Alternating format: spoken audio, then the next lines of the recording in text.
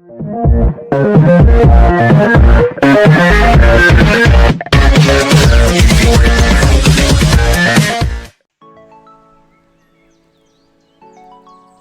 selamat pagi. Perkenalkan, saya Suset Maria Terombanua dari jurusan Teknik Pertambangan Universitas Bangkok itu angkatan 2018.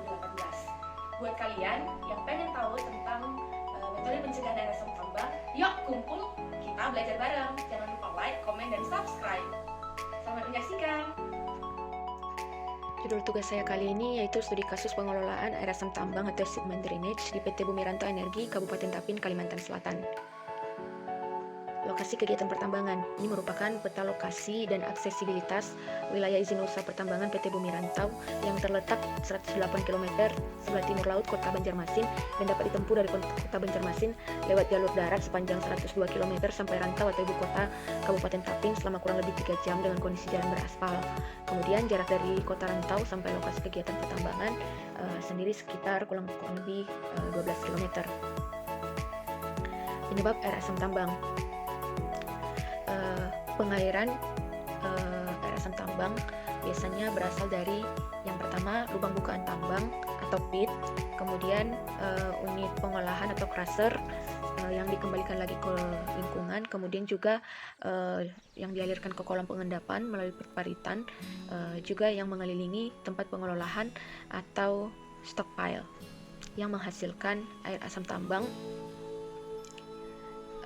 Nah, karena air limpasan dari ketiga penyebab ini membentuk air asam tambang karena adanya mineral sulfida yang berada dalam batu bara juga berpotensi merusak lingkungan.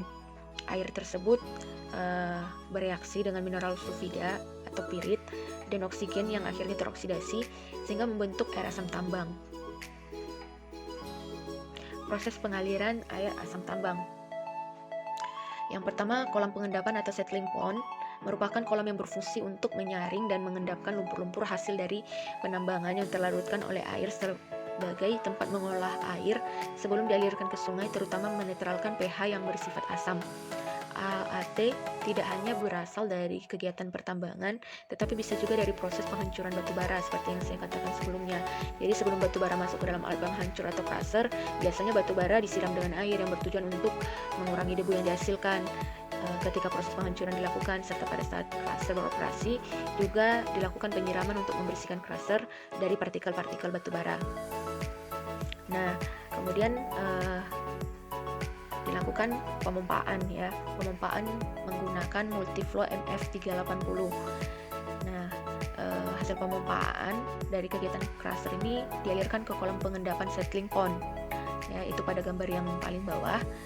Nah, di settling pond yang satu biasanya untuk kolam pengendapan lumpur atau sedimentasi.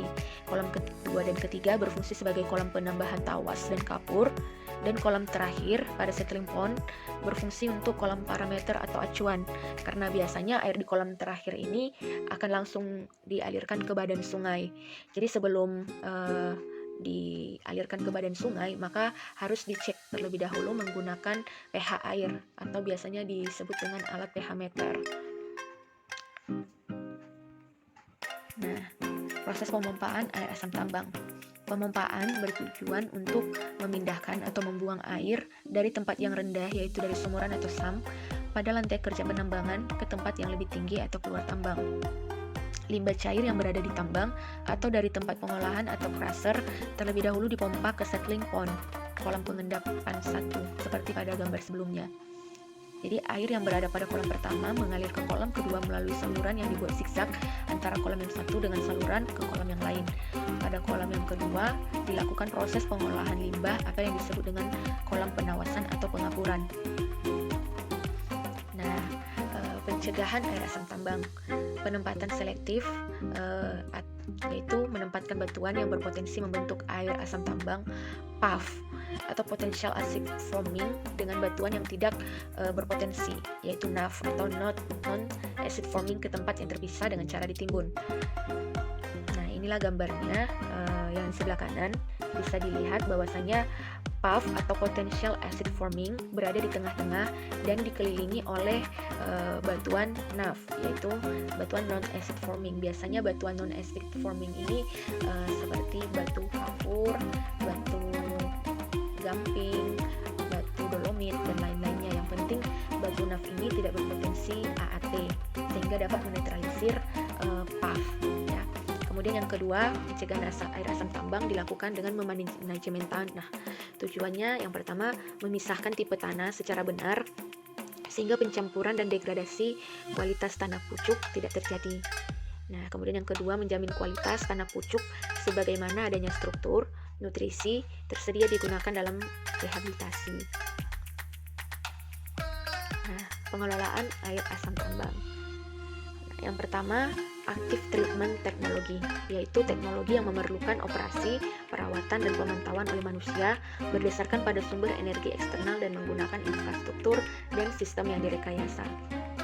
Nah, ini merupakan contoh active treatment, yaitu kolam penampungan atau inlet, dan outletnya itu pengolahan aktif dengan CaOH. Terdiri dari netralisasi, penghilangan logam, presipitasi kimiawi, penghilangan sulfat secara biologi. Kegiatan penetralan AAT skala besar adalah kapur, karena bahan tersebut tersedia secara komersial, mudah digunakan, dan teknologinya telah terbukti, serta biayanya murah dan efektif, dapat mengelola dengan baik dalam hal kesehatan dan keselamatan kerja bagi penerapan skala besar. Penambahan tawas pada air asam tambang sebelum dialirkan ke sungai juga tujuannya untuk menjernihkan air masuk ke dalam active treatment. Nah, yang kedua yaitu passive treatment teknologi, merupakan proses pengelolaan yang tidak memerlukan intervensi, operasi, atau perawatan oleh manusia secara reguler. Bahan yang biasa dilakukan yang digunakan memakai tumbuhan yang dapat menetralkan pH. Untuk PT Bumi Rantau Energi sendiri biasanya menggunakan tanaman burung tikus. Nah, ini merupakan gambarnya. Ini merupakan gambar burung tikus. Nah, ini merupakan referensi dari proses penyaliran tambang yang saya gunakan untuk mengerjakan tugas ini. Semoga bermanfaat dan terima kasih. Jangan lupa like, komen, dan subscribe, serta jika bermanfaat dan ingin menambahkan pahala, boleh di-share ke teman-teman yang lain supaya teman-teman yang lain juga bisa merasakan manfaat dari presentasi saya. Sekian, saya ucapkan terima kasih. Selamat